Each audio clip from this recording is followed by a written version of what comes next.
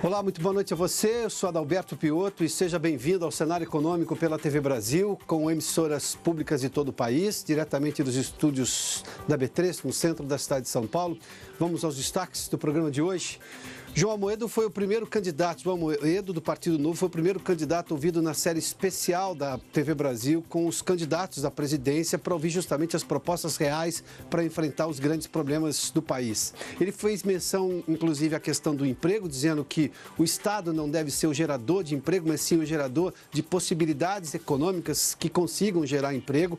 E fez também fez uma observação sobre a Universidade Pública e a Educação Básica, que ele diz que pretende inverter o gasto. Hoje gasta-se mais na universidade pública e menos na educação básica. A inversão é que traria um desenvolvimento maior, segundo o candidato do Partido Novo.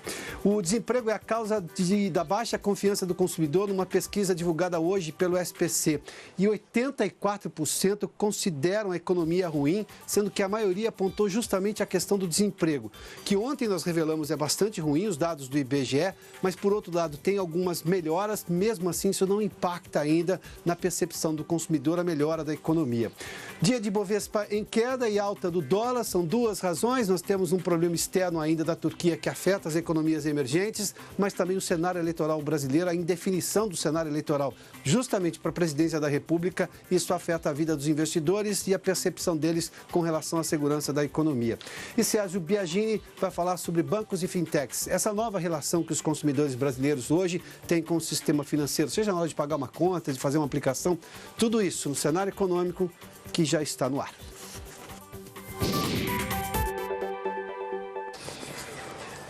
O desemprego é a razão principal para a baixa confiança do consumidor, segundo uma pesquisa divulgada hoje pelo SPC Brasil e pela Confederação Nacional dos Dirigentes Lojistas. A pesquisa mostra justamente o drama do desemprego como sendo a principal razão. Vamos dar uma olhadinha aqui, porque os dados chamam atenção. Só para fazer uma menção, ontem nós trouxemos os dados da PNAD do IBGE, da Pesquisa Nacional por Amostras de Domicílio do IBGE, e ali a gente trouxe um número muito importante, são 27 milhões. Importante para análise, extremamente ruim também, mas importante para análise. São 27 milhões de pessoas que estão desempregadas, que são em torno de 13 milhões, mas o número de desalentados, gente que já não procura mais emprego, porque não acredita na possibilidade, aumentou também. Sem contar o que se chama de subutilização de mão de obra. Pessoas que estão subocupadas, poderiam trabalhar mais horas, mas não tem exatamente trabalho para tudo isso, ou seja, demanda de trabalho, demanda por geração de emprego. Vamos lá. Em julho, a confiança do consumidor, segundo essa pesquisa do SPC Brasil, ficou em 41 pontos. A escala é de 0 a 100, ou seja, abaixo de 50 é pessimismo, acima de 50 é otimismo. Vamos lá. E esses 41 pontos é exatamente essa média aqui. Entre o cenário atual, é a percepção que as pessoas dizem o que você acha da economia do momento, e está bem abaixo, está bem pessimista, bem abaixo da média dos 50 pontos, 28,8 pontos, ou seja, a percepção é bastante ruim. É a questão do desemprego, a gente vai mostrar quais são as razões apontadas pelo consumidor para considerar a economia ruim. E a expectativa, aí tem uma outra história. Nas expectativas do consumidor, elas estão já na fase do otimismo, em 53,2 pontos. Ou seja, isso tem muito de duas razões. Uma da crença brasileira, da cultura brasileira, de que no futuro tudo vai ser melhor. E a outra é uma percepção muito clara do consumidor. Nós temos hoje uma realidade econômica que, sim, levando-se em conta qual foi o nosso passado, muito ruim, ou seja, 2015 e 2016 com PIB negativo, o crescimento da economia, a saída da recessão no ano passado. Este ano ainda continua crescendo, ou seja, a lógica é, levando-se em conta a realidade, que não há mais espaço para milagre econômico, até porque milagre não existe. Você tem uma sensação de conforto econômico por alguma medida normalmente populista de um governo e logo depois vem o problema pelo qual nós passamos recentemente, ou seja, no front, ou seja, na expectativa do consumidor, ele acredita que lá na frente a situação pode melhorar, ou seja, aqui tanto que as expectativas estão na fase do otimismo, mas o cenário atual na percepção do consumidor é bem baixo, 28,8 pontos, não é exatamente uma percepção boa, muito pelo contrário. Vamos lá, para a gente voltar aqui, Exatamente. Vamos lá, para a gente olhar aqui a confiança do consumidor. 84% disseram que a economia está ruim ou muito ruim, 13% regular e somente 2% disseram que está bom. As razões para o consumidor reclamar da economia. Por que ele acha que a economia está ruim assim? 73% apontaram desemprego alto. Ou seja, sem trabalho, sem renda, não dá para acreditar no futuro. 73% foi exatamente o índice mais citado, porque aqui não é exatamente uma soma que vai dar 100%. É entre todos os problemas qual que você acha que é o principal. 73% apontaram justamente o desemprego alto. Outros 59% colocaram como o principal problema uma alta de preços. Na percepção desses consumidores está havendo uma alta de preços. Se a gente olhar para o combustível, isso sim é um problema, mas a gente viu que os alimentos tiveram um recuo recentemente. Mas, enfim, ainda não há uma segurança de estabilidade dos preços para pelo menos 59% dos consumidores que olham esse como o principal problema. 39% falam de juros altos. E aí, obviamente, nós estamos falando de juros que são absurdamente altos. A gente denuncia, explica e mostra isso com muita frequência aqui no cenário econômico. E 26% apontaram como a principal razão para a economia estar ruim o dólar mais alto, que de fato tem subido, se valorizou recentemente neste ano de forma que chamou a atenção. Aliás, hoje o dólar também terminou o dia em alta. Ou seja, isso tudo é a situação. Agora, vamos falar do desemprego, porque o desemprego está chamando a atenção. Essa informação é de ontem, nós divulgamos, mas eu vou repetir hoje.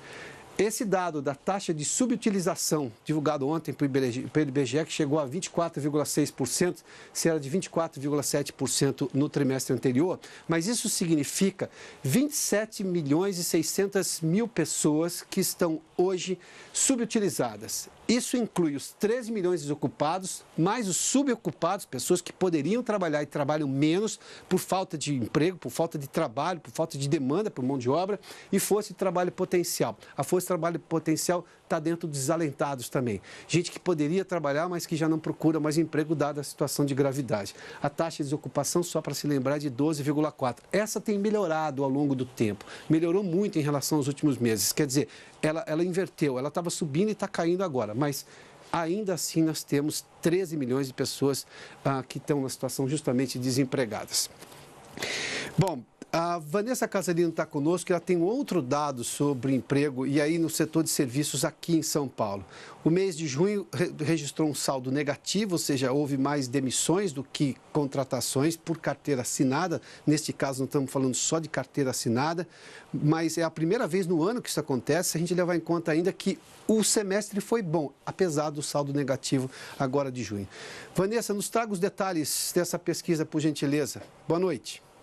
Oi, Piotr. Boa noite para você, boa noite a todos. O setor de serviços do estado de São Paulo teve o primeiro resultado negativo de 2018 no que se refere ao emprego, como você disse. Foram eliminadas mais de 5 mil vagas com carteira assinada. Os dados são da FEComércio com base em informações do Ministério do Trabalho.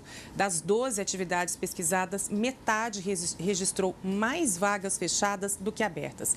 Educação foi a área que mais teve perdas e puxou o resultado de junho, influenciado principalmente pelo fim do semestre letivo. Segundo a FEComércio, o setor de serviços ainda sofre os impactos da greve dos caminhoneiros ocorrida em maio e avalia que, em geral, a queda nas contratações em junho reflete um cenário de incertezas, de diminuição na confiança dos empresários e ainda de um ritmo de crescimento econômico mais frágil. Mas, apesar disso, a pesquisa mostra ainda no que se refere aos primeiros 6 meses do ano, foram criadas 105 mil vagas. É o melhor primeiro semestre desde 2014, Piotr.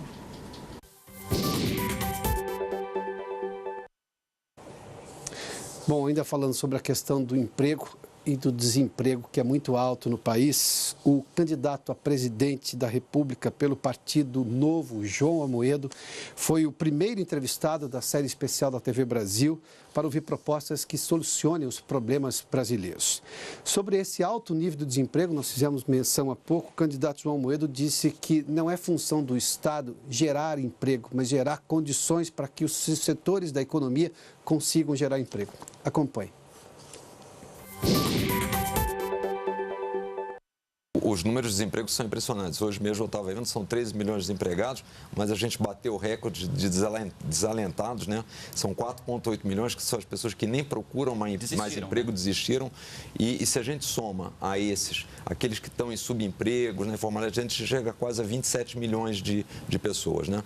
O que é importante? Primeiro, eu não acho que seja função do Estado criar empregos. Sempre que a gente se meteu a criar empregos, não deu certo, porque vem uma conta de outro lado e normalmente quem paga essa conta é o mais pobre. Os empregos têm que ser criados na iniciativa privada. Agora, o que o Estado tem que fazer é criar as condições básicas para que isso ocorra. E aí vai muito do que a gente falou um pouco no item anterior, aí no bloco anterior, a questão da liberdade econômica. Hoje no Brasil é difícil você empreender, porque você tem um custo de capital muito elevado, você tem uma insegurança jurídica, você abrir uma empresa demora em média 70 e poucos dias, os nossos países vizinhos aqui, Chile e Argentina, você consegue montar uma empresa em até um dia. Você tem uma carga tributária, além de elevada, extremamente complexa, são 82 taxas, tributos e contribuições. Então, o que a gente gostaria de fazer? Simplificar a montagem de empresas, permitir baixar o custo de capital, como? Equilibrando as contas públicas e trazendo mais concorrência no setor financeiro. Cooperativas de crédito, bancos menores, para que a gente tenha uma queda no custo do dinheiro, consequentemente seja mais fácil para quem quer abrir um negócio e investir. Simplificar os tributos, pelo menos juntando 5 deles, IPI, PIS, COFINS, ISS e ICMS, num único tributo, que seria sobre o valor agregado, né? Facilitar o fechamento de empresas. Abrir mais economia. A economia brasileira é muito fechada. O Brasil representa hoje menos de 1% do comércio mundial. Então, a gente fica fora da inovação, fica fora das cadeias globais. Então, todo esse processo, no meu entender, e principalmente, só para fechar, segurança jurídica, né? A gente tem que ter um horizonte que as pessoas possam se programar, possam investir e ter o retorno adequado. Então, acho que juntando tudo isso, a gente vai criar um ambiente propício ao empreendedorismo, à geração de empregos.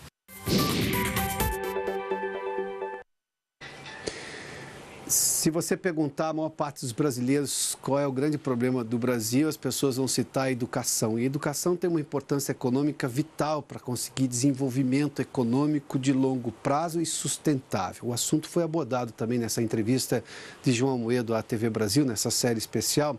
Ele diz que pretende inverter hoje os gastos públicos na educação, concentrados atualmente no ensino universitário e menos na educação fundamental. A inversão seria gastar mais no ensino fundamental e menos na universidade pública, inclusive defendeu a cobrança de mensalidade aos alunos que possam pagar no ensino universitário.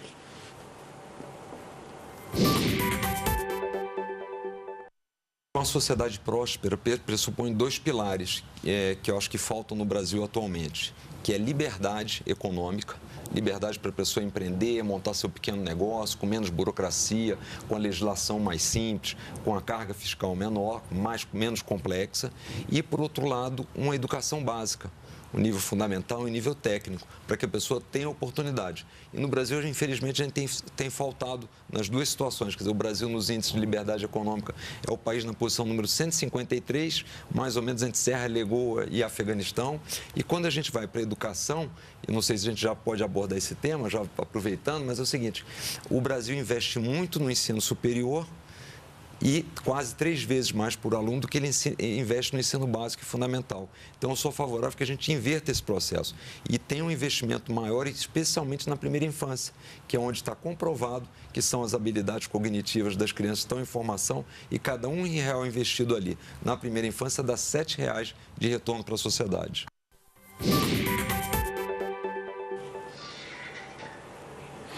Só um comentário sobre essa questão do ensino universitário brasileiro. Os Estados Unidos são apontados, aliás, porque tem uma das principais universidades do mundo, boa parte delas é americana, e lá se tem uma situação muito diferente da do Brasil. Boa parte das universidades, sobretudo as melhores, são pagas. E essas universidades doam muitas bolsas para quem, obviamente, se mostra interessado no ensino universitário e revela condições. Só que as universidades americanas têm um sistema que aceita doação. Aceita que ex-alunos doem dinheiro para as universidades, empresas doem dinheiro, participem de pesquisa. A Universidade Pública Brasileira tem uma série de problemas, uma série de entraves, justamente para permitir essa interação com a sociedade. ela se diz com autonomia para poder gerenciar e dizer o que quer fazer e como quer fazer, mas autonomia de quem? Da sociedade que quer participar do ensino universitário, ou seja, muita coisa precisa ser revista na questão do ensino universitário brasileiro. Aliás, é tema de campanha agora e que bom que esse assunto está sendo abordado. Bom, vamos falar do mercado financeiro. Hoje foi dia de queda do Ibovespa, uma queda de 1,03% e 76.028 pontos. Aqui tem muito da questão ainda da Turquia influenciando. Nós temos um problema político na Turquia, os Estados Unidos querem a libertação de um pastor que é apontado pelos turcos como, na verdade, alguém que estava fazendo espionagem na Turquia e não soltam esse pastor, ele está preso na Turquia. Eu tenho um problema com a lira turca que está caindo e isso, obviamente, nós estamos falando de uma economia emergente que afeta outros emergentes, mas tem um outro detalhe também que afeta as economias emergentes, como é o caso da brasileira. Nós somos grandes exportadores para a China e a Bolsa de Xangai tem caído há muito tempo. Há um ano ela tem um valor menor, ela caiu no último ano, caiu no último mês e caiu na última semana. Ou seja, os resultados são mais negativos se comparados de um ano atrás, de um mês atrás, quando começou, quando nós tivemos, por exemplo, o auge daquela guerra comercial entre os Estados Unidos e a China. E se eu tenho uma China comprando menos hoje, e nós somos grandes exportadores para a China, isso dá a clareza de o quanto que isso afeta a economia brasileira. Bom, vamos dar uma olhadinha no dólar. O dólar hoje teve alta também, e aqui nós estamos falando de insegurança do investidor, que se apoia na moeda americana, alta de 0,24% a R$ 3,91. A percepção do consumidor que nós mostramos há pouco na pesquisa do SPC Brasil está muito claro. O dólar tem subido e tem se valorizado muito em relação ao real nos últimos, provavelmente nesse último semestre, mas de uma forma muito mais severa, desde a greve dos caminhoneiros, que a gente vê uma situação do dólar em alta até o momento, e hoje R$ 3,91. Chegou a R$ 3,95 durante o dia, baixou um pouquinho. Bom, daqui a pouco a gente fala sobre essa nova relação do consumidor brasileiro com os bancos, com o sistema financeiro. Nós estamos vivendo agora um momento de fintechs, ou seja, de novas empresas com novas soluções que estão enfrentando, melhor dizendo, essa hegemonia dos bancos na relação com os consumidores. Tudo isso daqui a pouco no cenário econômico, a gente volta em instantes. Já de volta com o cenário econômico, sabe o banco da praça? Não aquele que você vai lá se divertir, olhar para a paisagem. Eu estou falando do banco financeiro. Ele não está vazio, mas ele tem uma concorrência forte agora do que pode se chamar das grandes inovações trazidas pelas startups do sistema financeiro, as fintechs. Ou seja, há uma nova relação do consumidor hoje para pagar conta, para usar o cartão de crédito, porque há fintechs hoje que usam, na verdade, toda a tecnologia possível. Você tem o banco no celular. E são novas empresas, não são o banco antigo, não são os bancos antigos que mudaram. São apenas também e principalmente novas empresas no setor. O Sérgio Biagini está conosco, da Deloitte Brasil. Sérgio, bem-vindo aqui ao cenário econômico. Mudou muito essa relação com o banco, né? Hoje as pessoas falam de banco digital de uma maneira muito tranquila. As pessoas falam de cartão sem cobrança nenhuma e não reclamam do cartão de crédito. O cartão de crédito chegou uma época que era a principal reclamação do Procon. Nós estamos numa nova era? O sistema financeiro? Sem dúvida nenhuma. O sistema financeiro, serviços financeiros como um todo, está em plena transformação, né? Em plena disrupção, na verdade, né? É um movimento que está acontecendo por uma série de razões e uma série de tendências. A primeira coisa é em relação ao cliente, né? O comportamento do cliente mudou, né? A forma que a gente consome produto financeiro hoje não é mais a forma que a gente consumia o produto financeiro há 10 ou 20 anos atrás, né? A tecnologia embarcada que nós temos hoje mudou totalmente a nossa relação com o sistema financeiro, com os serviços financeiros. E não só no universo de serviços financeiros. Em todos os segmentos, hoje a nossa forma de consumir é muito mais única, né? A gente tem uma personalização maior. E carregamos um computador no nosso bolso, né? A verdade... Que por acaso é um telefone também, mas ele primeiro é um computador, não é? Primeiro ele é um computador, né? Os smartphones, eles evoluíram muito, vão evoluir ainda muito mais, e o que possibilita uma série de agregar novas tecnologias, de embarcar novas tecnologias para trazer novas funcionalidades na ponta para o cliente utilizar. Então, acho que essa é um grande movimento que houve de mudança do comportamento do consumidor. Esse é um efeito também que ele é afetado muito fortemente pelas novas gerações. As novas gerações, né, cresceram com essa tecnologia. Nós, nos cabelos brancos, nós não crescemos com essa tecnologia, né? Nós hoje nos adaptamos a ela. Exatamente. As crianças com 2 anos de idade hoje estão brincando com os tablets, com os celulares dos pais, com uns 2, 3 anos de idade, né? Então elas já nascem, a tecnologia já é amigável para elas, né? Hoje dentro da vida e do dia a dia das crianças. Ou seja, né? sair de casa e ir a um banco, parar na fila, esperar ser atendido pelo caixa, isso não faz parte da lógica. Para essa nova geração, de forma alguma. Agora, é interessante como a tecnologia mexe em conceitos que a gente imaginava já decididos, já pacificados. As pessoas não gostavam de banco.